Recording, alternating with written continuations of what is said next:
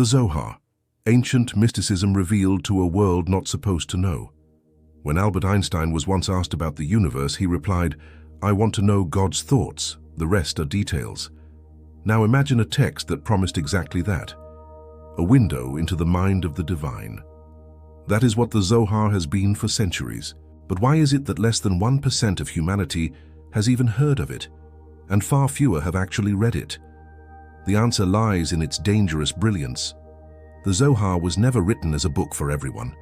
It was composed in Aramaic, a language few spoke fluently even at the time, and filled with layers of allegory so thick that entire academies debated a single paragraph for months. This was intentional, because hidden knowledge, once exposed to the unprepared, can burn more than it illuminates.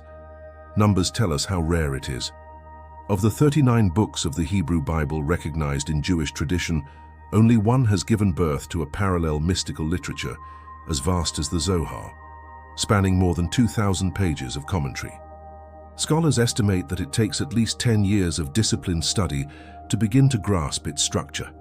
Why such an obstacle? Because the Zohar doesn't want readers, it wants initiates. And here comes the paradox. On one side, great minds from Isaac Newton to Carl Jung were fascinated by Kabbalistic texts, citing their insights into light, psyche, and cosmos. On the other, rabbis often warned that reading the Zohar without guidance could lead to madness. The Talmud itself whispers, 4 men entered the orchard of mysticism, only one came out in peace. The others either died, lost faith, or lost their minds. That orchard was the Zohar's terrain. You may wonder what is hidden that could be so dangerous.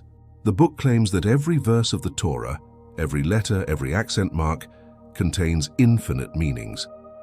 In the Zohar, the Genesis story is not about the creation of a physical world, but about cosmic energies shaping human consciousness. Adam is not merely the first man. Adam is a code for the collective soul of humanity. Eve is not just his partner. She embodies the mystery of desire itself, the force that pushes us toward growth or destruction. Suddenly, the stories you thought you knew are revealed as maps of your own inner struggles. Why would such knowledge be restricted?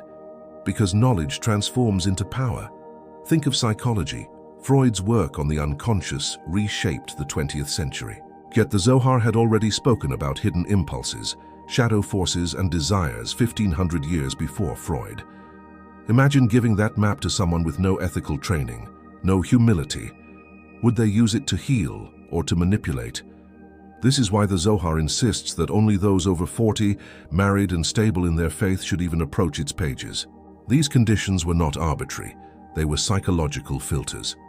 They ensured that the seeker had faced life, responsibility, and temptation before handling spiritual fire. The Zohar even goes further. It says the Torah without its mystical commentary is like a body without a soul. In other words, reading scripture literally is only the first step. Beneath lies a current that, if tapped, can change perception entirely. One commentary describes the Zohar itself as wine. For the immature, wine intoxicates and destabilizes. For the wise, wine brings joy, insight, and depth. The same drink, 2 very different effects. And this is why the book was hidden for centuries. Rabbi Shimon Bar Yochai, the legendary sage credited with its authorship in the 2nd century, is said to have dictated the Zohar while hiding in a cave for 13 years, sustained only by carob and water. His exile was not just survival, it was incubation. He knew that releasing this knowledge to the masses would either elevate them or destroy them. So he encoded it, and it remained locked until the 13th century in Spain, when Rabbi Moses de León brought it into the world again. So why does this matter to you now? Because the Zohar doesn't just talk about angels and cosmic lights, it talks about you. It explains why you feel torn between desire and discipline, why you chase illusions, why sometimes pain feels more real than joy. It proposes answers, that suffering is not random, that darkness itself holds sparks waiting to be redeemed, that every human being carries a fragment of divine light. But it also warns, if you seek these truths for curiosity alone, you will find confusion. If you seek them to transform, you may find clarity beyond imagination. This is the tension the Zohar embodies. a forbidden book, a hidden light, a mirror that can either blind or awaken. And already, by knowing this, you stand where generations before you were told not to tread. The question is not whether the Zohar was meant for everyone. The question is whether you are ready to see yourself reflected in it. In 1270, a rabbi in Spain named Moses de León appeared with a manuscript that would shake the spiritual world. He claimed it was not his own work, but the rediscovered writings of Rabbi Shimon bar Yochai, a sage who had lived over 1,000 years earlier in Roman-occupied Judea. This was the Zohar, the Book of Splendor, but here is where mystery and controversy intertwine. Was the Zohar truly a text hidden for centuries, preserved in secret, and suddenly brought to light? Or was it the genius of de León himself, channeling voices of ancient wisdom to give credibility to his revelations? Historians still debate. What matters is not only who wrote it, but why it emerged when it did. The late 13th century in Spain was a time of both brilliance and brutality. Jews, Christians, and Muslims lived in fragile coexistence, yet persecution and forced conversions loomed on the horizon. Spiritual hunger was intense. People sought meaning beyond dogma, an explanation for suffering, exile, and injustice. The Zohar arrived as a secret fire for those ready to see beyond the visible. Written in Aramaic, the language of the Talmud, it gave the impression of ancient authenticity, yet its ideas resonated strikingly with the intellectual and mystical currents of medieval Spain, philosophy from Averroes, Christian mysticism from Meister Eckhart, and the poetry of Sufi saints. The Zohar spoke a universal tongue while hiding in the codes of Judaism. But what about its supposed origin in the 2nd century? Tradition holds that Rabbi Shimon bar Yochai, known simply as Rashbi, fled Roman persecution and lived in a cave for 13 years with his son. Sustained only by carob fruit and water, he immersed himself in meditation and Torah study, until, according to legend, he achieved divine visions. Surrounded by a circle of disciples, Rashbi dictated teachings filled with dazzling interpretations of the Torah, revelations of angels, and secrets of the cosmos. His students, the companions, recorded these discourses, and together they formed the Zohar. This story became part of Jewish memory, repeated as a sacred truth. Skeptics, however, argue differently. Gershom Scholem, the father of modern Kabbalah studies, insisted in the 20th century that the Zohar was written by Moses de León himself. He pointed to linguistic clues. Certain words in the Zohar were common in medieval Spain, but unknown in 2nd century Palestine. He highlighted philosophical references that echoed medieval debates rather than ancient concerns. According to Scholem, de León's brilliance was not invention alone, but reimagining. He created a myth of origins to give his work authority. In other words, the Zohar may be a medieval creation wearing an ancient mask. Yet here lies the paradox again. If the Zohar were merely medieval, how do we explain the depth of its insights, its uncanny anticipation of modern psychology, its cosmic symbolism that resonates with quantum physics, its archetypal narratives that mirror Jung's collective unconscious? Even Carl Jung admitted that Kabbalistic texts seem to contain patterns of thought centuries ahead of their time. Could Moses de León alone have woven such a tapestry? Or was he truly channeling something beyond himself, perhaps tapping into an eternal source of wisdom that transcends time? There are also testimonies that complicate the skeptic's view. After de León's death, a wealthy patron's widow confessed that her husband had admitted to writing the Zohar himself. But other contemporaries swore that de León never claimed authorship, only transmission. The story becomes even stranger. In Jewish mystical tradition, it is said that souls of the righteous can inspire living sages, whispering secrets from beyond. Could de León have been possessed by the spirit of Rashbi, acting as a vessel rather than an author? What is undeniable is that the Zohar, whether born in a cave in Judea or in the mind of a mystic in Spain, carried a power that captivated generations. Its authority was so great that by the 16th century, Rabbi Isaac Luria in Sephirot, one of the greatest Kabbalists of all time, built an entire new mystical system upon it. Communities who had once hesitated to read it began to see it as essential, not optional. Its origin story, whether fact or myth, was less important than the experience of its light. And perhaps this is the first great teaching of the Zohar itself. Origins matter less than transmission. What is passed, what is shared, what is ignited in the soul of the seeker, that is the real legacy. The Zohar speaks of a chain of light, sparks passed from one soul to another, from generation to generation. Whether it came from Rashbi's cave or de Leon's pen, the fact remains that the Zohar transmitted something that refuses to die. So when we ask where it began, we are also asking, where does wisdom ever begin? In a person, in a moment, in a time of crisis? Or does it come from beyond, waiting for a vessel ready to receive? The Zohar invites us to see origins not as fixed, but as mysteries themselves, an interplay between history, myth, and eternity. When we first open the Torah, we meet a story most of us already know. The creation of the world in 6 days, the first humans, the serpent, the flood. But the Zohar insists that if you stop at the literal level, you have missed the point entirely. Woe to the one who says that the Torah merely tells stories, the Zohar warns. For beneath every word lies a hidden world, and beneath every story a code that speaks not of history, but of the soul itself. Take the very first word, Bereshit, in the beginning. The Zohar lingers here like a diver holding his breath before plunging into the depths. It says that this single word contains the entire universe. The letter Bet, the first letter of the Torah, is shaped like a house, closed on 3 sides and open only forward. Why? Because creation itself is a mystery sealed behind us, unknowable, while the only direction open is forward, toward the unfolding of our destiny. Suddenly, what seemed like grammar becomes philosophy, even psychology. The universe is a home, but also a question. Consider Adam and Eve. For most, it is a tale of disobedience. For the Zohar, it is the story of every human being. Adam is the archetype of the collective soul, the unbroken unity of humanity before fragmentation. Eve represents the power of desire, the longing that pulls us out of complacency. The serpent is not a mere reptile.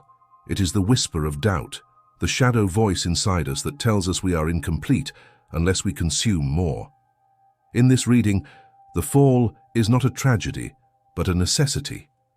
Without leaving Eden, humanity could never grow, could never wrestle with darkness to release its hidden sparks of light. Noah's Ark is another example. While most see a floating zoo, the Zohar paints the Ark as the human heart. Just as Noah sealed himself from the flood, we too must build an inner sanctuary when chaos rages outside. The 3 levels of the Ark represent levels of consciousness: the physical, the emotional, the spiritual. When the storm passes and the dove returns with an olive leaf, it is a symbol of the soul finding peace after turmoil. The flood is no longer just ancient history, it is your own anxiety, your own crisis, your own nights when you felt the world collapsing and yet discovered an ark inside you that carried you through. And what about Abraham? The Zohar transforms him from a tribal patriarch into the embodiment of loving kindness, the force of expansion and generosity in the universe. Isaac becomes restraint and discipline, the ability to channel energy without letting it consume us. Jacob is the harmony of the two, the balance of opposites. Their family drama becomes not just genealogy, but a map of inner dynamics, a psychological drama staged in every human soul. The wars of kings, the jealousy of brothers, the wandering in deserts. These are not relics of a distant past.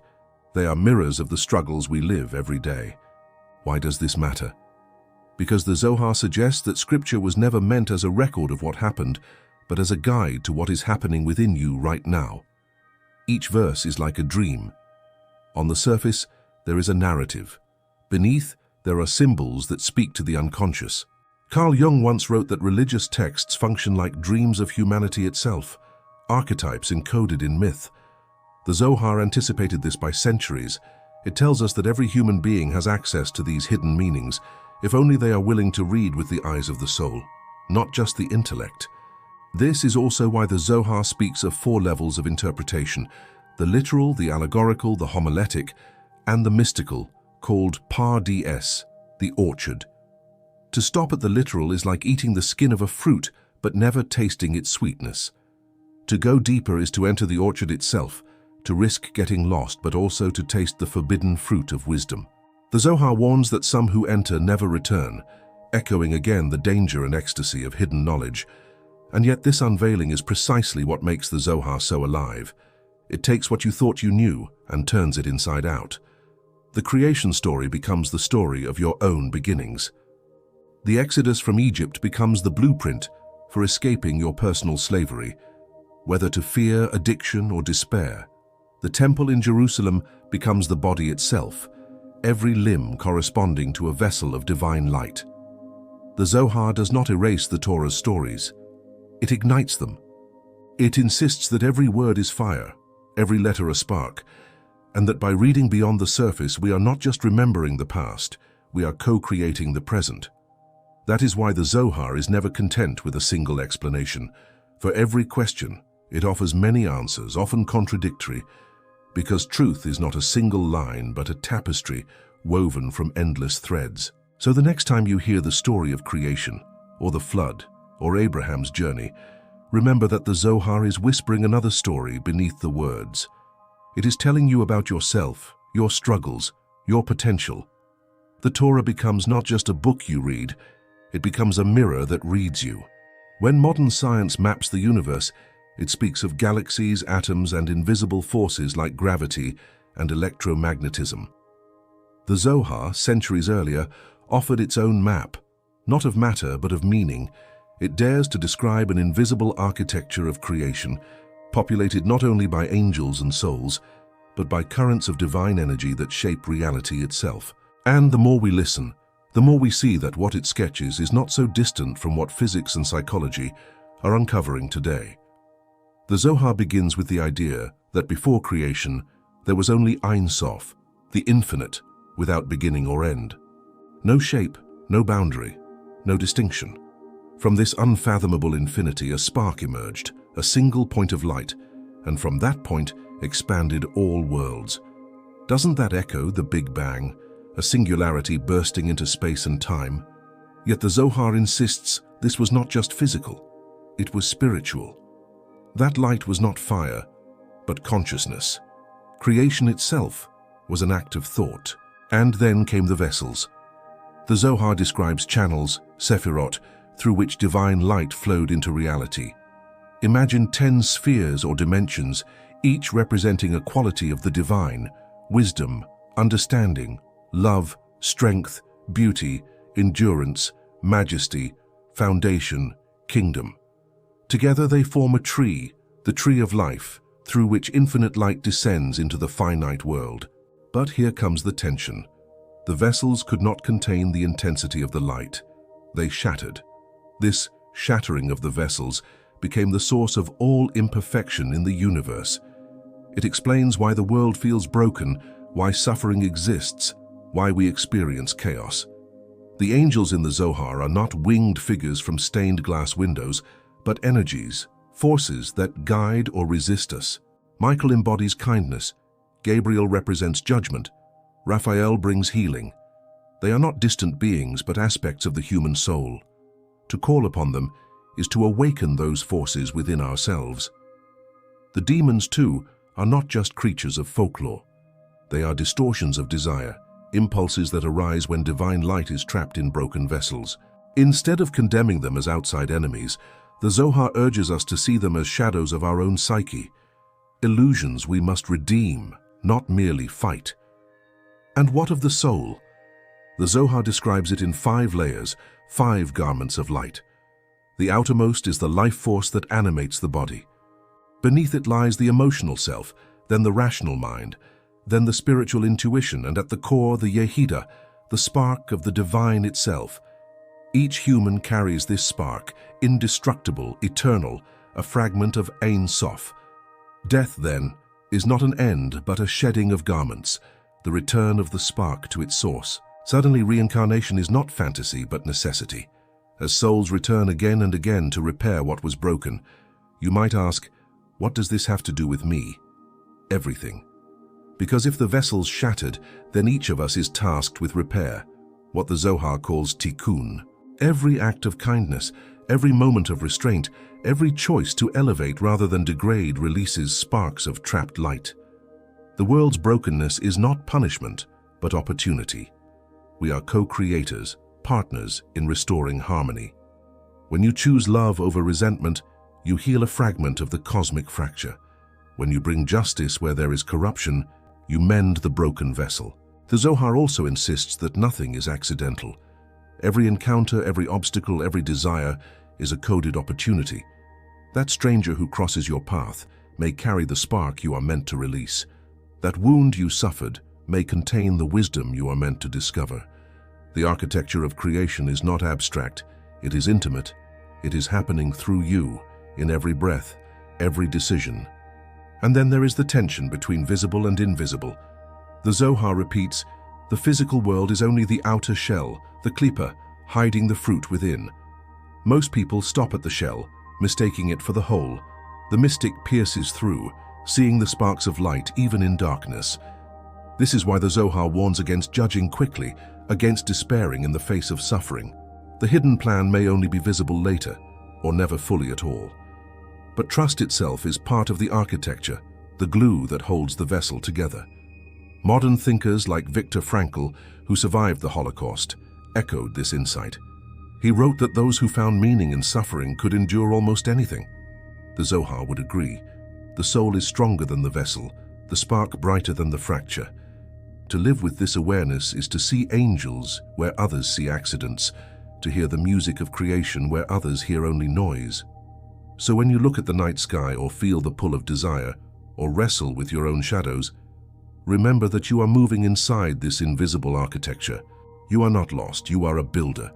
And the Zohar whispers every brick you lay, every spark you release, brings us closer to the repair of the whole.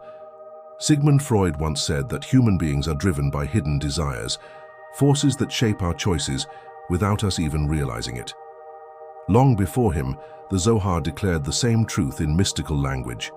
Desire is the root of everything. Desire built the universe, desire broke it, and desire is the path through which it will one day be healed. To understand the human journey, the Zohar tells us, we must understand desire, not as a flaw but as the very engine of life. The Zohar explains that when the Infinite created the world, it did so through an act of will, a desire to give. But for giving to be meaningful, there must also be a receiver. Creation, therefore, is born from the tension between giving and receiving. And humanity embodies this tension perfectly. We are vessels, always wanting, always yearning, sometimes for food, sometimes for love, sometimes for power or knowledge. This insatiable thirst is not proof of weakness, it is proof of our divine origin. For just as the Infinite desired to give, so too we desire to expand, to grow, to touch the Infinite.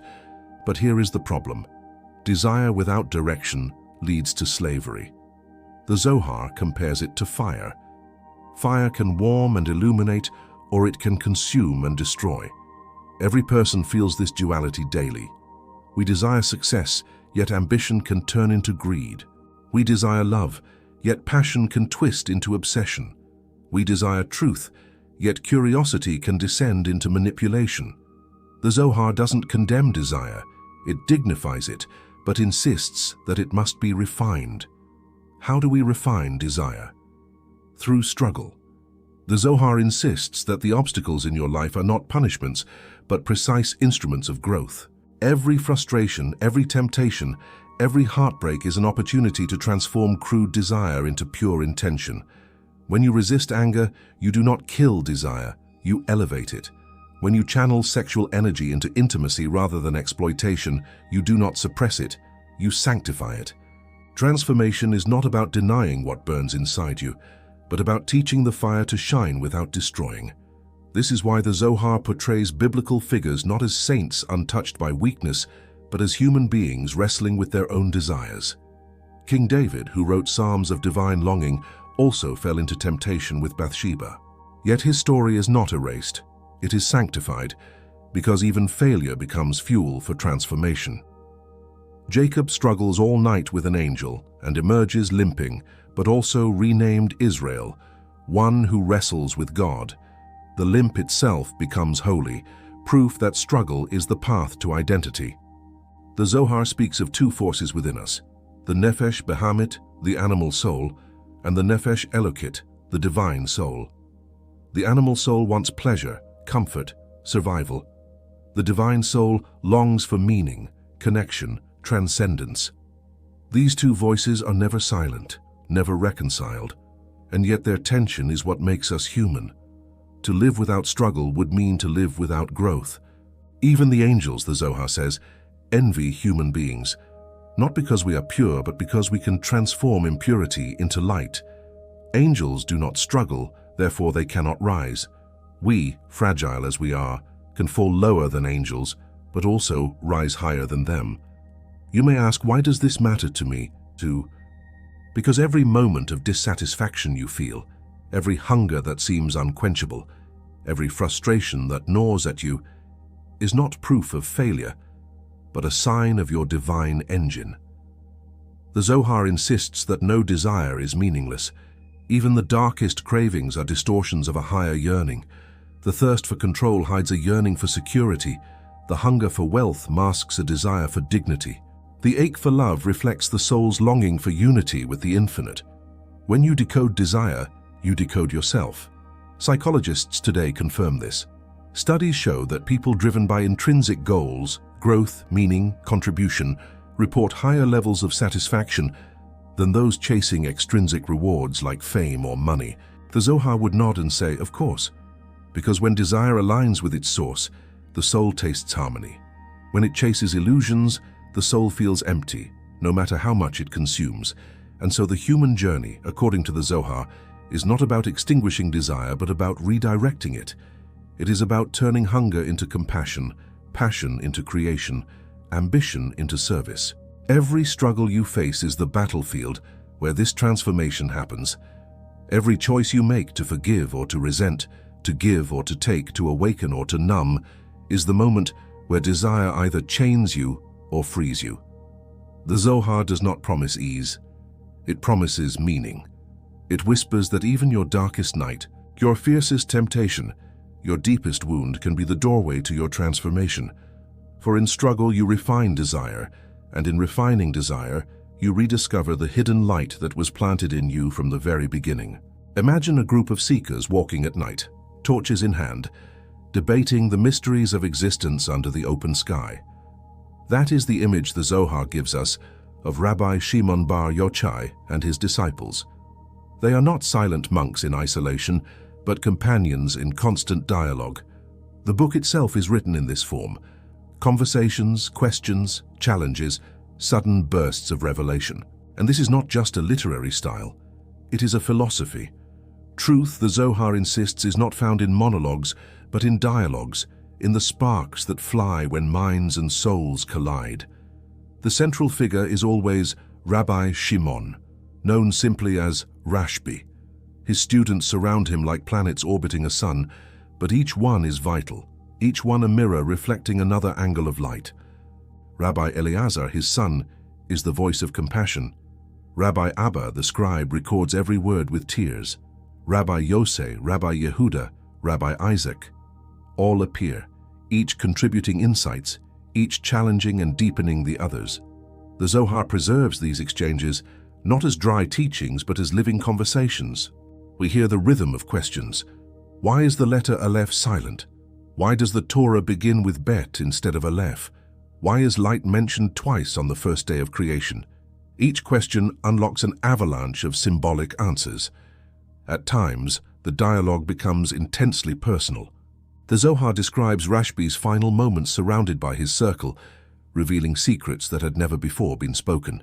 His students weep, not only for their master, but for the light that seems to be leaving the world. Yet Rashbi promises that his words, recorded in the Zohar, will continue to shine until the end of time. This scene alone has inspired countless mystics who read it not only as a deathbed farewell, but as a transmission of fire. Wisdom passed not in isolation, but in communion. Why does the Zohar choose dialogue as its structure? Because it reflects the nature of reality itself. Creation, according to the Zohar, is dialogue, the infinite speaking to the finite, light conversing with vessels, souls responding to their source. Even within us, the voices of desire and discipline, faith and doubt are in dialogue. To silence one voice is to distort the truth, to allow the tension, to wrestle, to question. That is where wisdom emerges. This is why the Zohar does not fear contradictions. In one passage, the Torah is described as the body, the Zohar as its soul. In another, the Torah itself is called both bride and mother, both crown and servant. The students debate, offering conflicting interpretations, and the text never resolves them neatly. Why? Because truth is not a single line, it is a constellation. Just as stars look scattered but form patterns only when seen together, so too the Zohar's dialogues reveal truth only when contradictions are embraced. There is also the emotional tone. The disciples often burst into tears when a profound secret is revealed, or dance in ecstasy when they glimpse a new insight. Learning for them is not an intellectual exercise but a spiritual encounter. The Zohar tells us that when a group studies together with sincerity, the Shekinah, the divine presence, rests among them. In other words, dialogue is not just conversation, it is invocation. To speak of divine mysteries together is to invite divinity itself into the room. And here is where you, the listener, enter the story. The Zohar is not meant to be read silently in isolation. It is meant to be shared, studied aloud, argued over with others. In the act of dialogue, you recreate the circle of Rashbi and his companions. You are not a spectator, but a participant in an eternal conversation. Every time you ask a question, every time you wrestle with meaning, you continue their work. Modern psychology confirms this dynamic. Studies show that people who learn in groups retain more knowledge and integrate it more deeply than those who study alone. The Zohar anticipated this truth centuries ago. It insists that wisdom is not a possession, but a relationship, not a monologue, but a dialogue. So picture it. Rabbi Shimon and his disciples walking together at dawn, voices rising in rhythm with the birds, the world itself listening. They are not delivering sermons. They are weaving light. Their words are sparks. Their questions are flames. Their silence is the space where revelation descends. And you, even now, are invited to step into that circle, to let their voices echo inside you, and to let your own questions join theirs. For the Zohar is not a book of answers. It is a conversation that never ends. When Madonna spoke in interviews about studying the Kabbalah, the world suddenly turned its attention to a book most people had never heard of, the Zohar. Celebrities from Hollywood to Wall Street carried red strings around their wrists, claiming protection and wisdom from this ancient text. Skeptics rolled their eyes, dismissing it as a fad. But beyond the pop culture headlines, a deeper truth remained. The Zohar has not faded into history. It is alive, and perhaps more relevant now than at any point in the past 7 centuries. Why? Because it speaks to the very crises of our modern soul. We live in an age of information overload. Billions of words are published daily, millions of voices compete for our attention, and yet people confess to feeling empty, restless, disconnected. The Zohar anticipated this condition. It teaches that surface knowledge, facts, data, appearances are only the outer shell. To touch the fruit, one must pierce the shell. In a world drowning in information, the Zohar offers transformation. It whispers that truth is not about what you know, but about what you become. Psychology today is obsessed with meaning. Viktor Frankl showed that the greatest human drive is not pleasure, as Freud claimed, but meaning. Without meaning, even comfort feels hollow. With meaning, even suffering can be endured. The Zohar echoes this with every page. It insists that nothing is random, that every encounter, every struggle, even every wound, carries sparks waiting to be revealed. Imagine living with this awareness. Your mistakes are not wasted. Your pain is not pointless. Your life is a coded message waiting for you to unlock. And what about science? Quantum physics tells us that reality is shaped not only by matter, but by relationships, probabilities, and hidden dimensions. The Zohar, centuries earlier, described creation as an interplay of hidden worlds, visible and invisible, matter and spirit. It spoke of energies flowing through channels, of realities layered one upon another. The language differs, but the intuition is strikingly similar. What we see is only a fraction of what exists. Reality itself is deeper, stranger, more interconnected than we imagine. But the Zohar is not only cosmic, it is also intimate. It tells us that every person carries a divine spark, that our desires, struggles, and even our failures are the tools through which that spark can shine. In a society where depression and anxiety rise each year, this teaching is revolutionary. You are not broken. You are part of the repair. Every act of kindness, every choice to elevate rather than degrade, contributes to healing the fracture of the universe. Suddenly, your life matters in ways you never considered. You are not a spectator. You are a builder of worlds. Why then was this book hidden for so long? Perhaps because its power lies not in abstract philosophy, but in transformation. The Zohar does not let you remain unchanged. Once you glimpse its teachings, you cannot return to seeing life as random or meaningless. You are confronted with responsibility. You realize your choices echo in invisible realms. For some, this is terrifying. For others, it is liberation. And this is why the Zohar still speaks. It is not merely a book, it is a mirror. Think of the times you asked yourself, why do I suffer? Why do I feel restless even when I succeed? Why do I desire things that never satisfy me? These questions are as old as humanity. The Zohar offers not a single answer, but a tapestry of answers. Suffering is exile, but exile contains hidden sparks. Desire is fire, but fire can cook or destroy. Restlessness is not a curse, but the soul's reminder that you were made for more. Instead of silencing your questions, the Zohar multiplies them, showing that the questions themselves are doorways to light. Today, people across the globe study the Zohar, not only rabbis, but seekers from every tradition. Some approach it as mysticism, some as psychology, some as philosophy. It does not matter where you begin, the Zohar insists. What matters is that you enter. For once inside, you realize the stories you thought were about others, Adam, Eve, Noah, Abraham, are really about you. The flood is your crisis. The Exodus is your liberation. The promised land is your potential. And maybe this is why the Zohar could never remain reserved only for an elite. The world today aches for meaning, for depth, for light that is not superficial. The very secrecy that once protected the book is now the reason it draws seekers. For what is hidden creates desire. And when you finally taste what was hidden, the sweetness lingers forever. So the Zohar still speaks, not because it is ancient, but because it is eternal. It is not simply a commentary on the Torah. It is a commentary on you. It tells you that beneath your struggles lies a hidden spark. Beneath your ordinary life lies a cosmic drama. And beneath your questions lies the light you have been searching for all along. The only question is, will you dare to enter the orchard and taste its fruit?